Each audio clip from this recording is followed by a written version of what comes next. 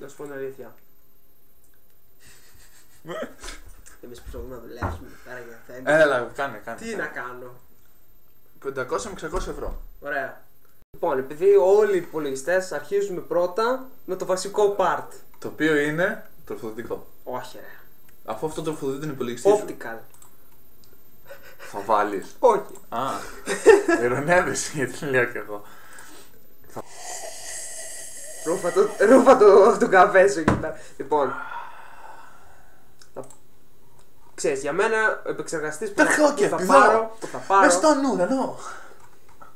Περίμενε. Θα πάρω τηλέφωνο την Τιτσίρη.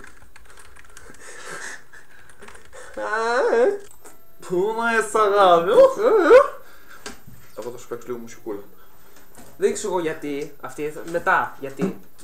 Εγώ σου είπα να εξηγήσει τώρα, κάνουμε κανένα βίντεο τώρα. Τώρα απλά βρίσκουμε τον beat και μελεγγιζόμαστε. Α, εντάξει, άρα εντάξει.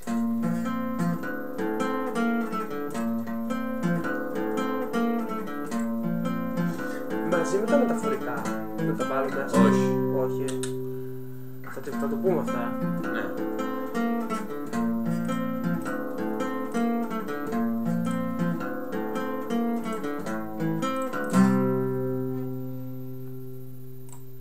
Όταν ο άνθρωπος δουλεύει και συγκεντρώνεται. Α, ναι. Ναι. Αυτό εγώ είμαι άνθρωπος, ναι. Πώς βίνει τα... Μεσέ. Όχι όλα. Σαν το ούντου θες να κάνεις. Αντού, ναι.